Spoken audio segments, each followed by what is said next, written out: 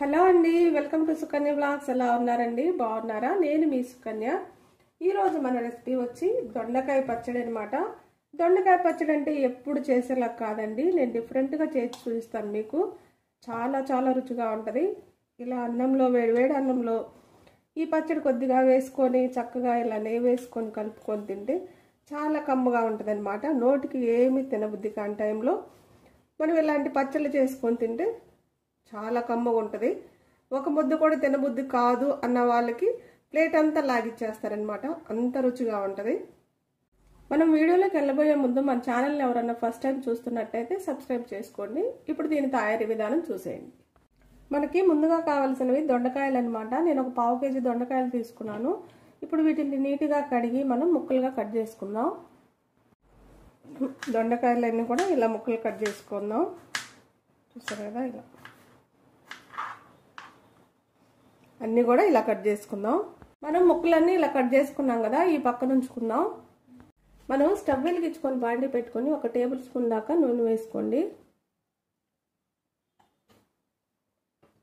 ఇప్పుడు ఈ నూనెలో మనం కొన్ని దినుసులు వేసుకుందాం. 1 టేబుల్ స్పూన్ మినప్పప్పు,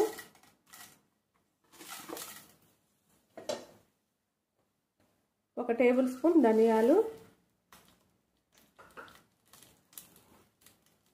1 అర టీ స్పూన్ జీలకర్ర, 1 టేబుల్ స్పూన్ పచ్చెనగపప్పు. ఇవి కొంచెం వేపుకోవాలి. కొంచెం లైట్గా వేగేదాకా వేయించుకోవాలి. ఇవి కొంచెం లైట్గా వేగినాక ఒక 8 దాకా ఎండుమిరపకాయలు కొంచెం వేసుకోండి. మనం తీసుకున్న 1/2 కేజీ దొండకాయల్లోకి 8 ఎండుమిరపకాయలు సరిపోతాయి. మీరు కొంచెం కారం తక్కువ తినే వాళ్ళు అయితే ఒక 2 ఎండుమిరపకాయలు తగ్గించుకోండి. ఇవి కూడా మంచిగా వేగేదాకా ఎండుమిరపకాయలు కూడా వేయించుకుందాం. ఎండుమిరపకాయలు కూడా వేగిపోయి స్టవ్ కట్టేసుకొని ఇవి పక్కకు తీసుకుందాం.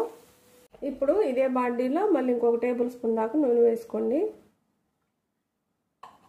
మనం దీంట్లోకి ముందుగా కట్ చేసి పెట్టుకున్నాం కదా దొండకాయ ముక్కలు వేసుకొని వేపుకోవాలి. ఈ దొండకాయలు నువ్వుల్లో బాగా మగ్గాలన్నమాట, వేగిపోవాలి నువ్వుల్లో.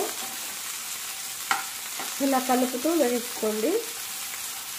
దొండకాయలు అయితే వేగిపోయినాయి కదా, కొద్దిగా చింతపండు వేసుకోండి. చిన్న నిమ్మకాయ సైజ్ అంత చింతపండు వేసుకోండి. మనం తీసుకున్న 1/2 కేజీగా కాబట్టి దీంట్లోకి 1/4 టీ స్పూన్ పసుపు కూడా వేసుకోండి. ఇప్పుడు వీటన్నిటిని బాగా ఒకసారి కలుపుదాం. ఇలా కలిపేసి స్టవ్ కట్టేసుకొని చల్లగా అయినాక మిక్సీ పట్టుకుందాం. ఒక మిక్సీ బౌల్ తీసుకొని చల్లగా అయినా ఈ మిరపకాయలు దీంట్లో వేసుకోవాలి.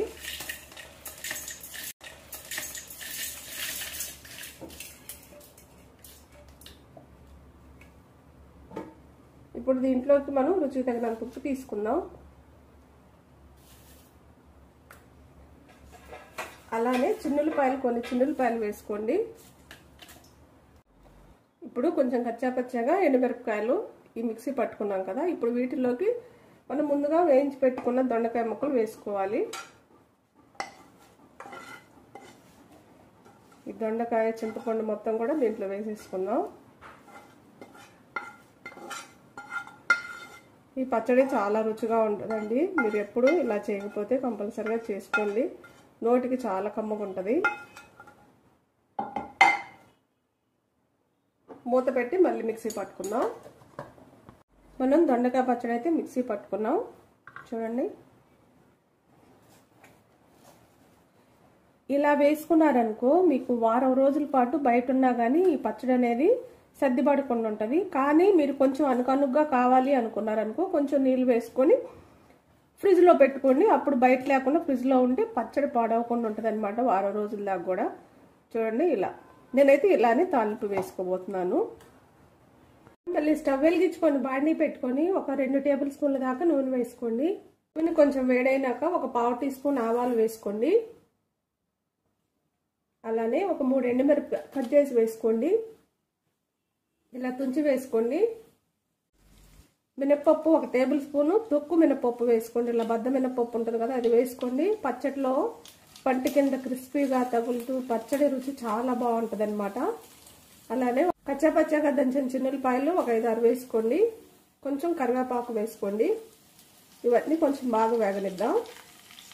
మినపప్పు అనేవి మంచిగా వేగాలన్నమాట. అప్పుడే మనం తినేటప్పుడు పంటి కింద కరకరలాడుతూ తగులుతాయి. ఇలా వేగినాక మనం ముందుగా మిక్సీ పట్టుకున్న పచ్చడి దీంట్లో వేసుకుందాం. పచ్చడి దీంట్లో వేసేసుకొని బాగా కలపాలన్నమాట నూనెలో. ఈ పచ్చడి 1 నిమిషం ఇలా మనం కలిపేసుకొని స్టవ్ కట్టేసుకోవడమే. ఎక్కువే ముంచవసరం లేదు తాలింపులో కూడా, ఎందుకంటే మనం అన్నీ కూడా వేపుకున్నాయి కాబట్టి ఇలా సరిపోతుంది. స్టవ్ కట్టేసుకుందాం. మన పచ్చడి అయితే రెడీ అయిపోయింది. తీసుకున్న ప్లేట్లో కూడా చూడండి ఎంత బాగుందో. ఈ పచ్చడి చాలా రుచిగా ఉంటుందండి. వేడి వేడి అన్నంలో మనం ఈ పచ్చడి వేసుకొని తింటే, కొంచెం నెయ్యి వేసుకొని తింటే నోటికి చాలా కమ్మగా ఉంటుంది. అంతేకాదు మనకి నోటికి ఏమి తినబుద్ధి కానప్పుడు ఇలాంటి పచ్చళ్ళు చేసుకోండి. రోటి పచ్చళ్ళు మీ దగ్గర రోలు ఉంటే చక్కగా రోట్లో దంచుకోండి. పచ్చడి ఇంకా చాలా బాగుంటుంది అనమాట. కంపల్సరిగా మీరు కూడా ఇంట్లో ట్రై చేయండి. ఎలా వచ్చిందో కామెంట్ చేయండి. నా వీడియోస్ కానీ మీకు నచ్చినట్టయితే లైక్, షేర్, సబ్స్క్రైబ్.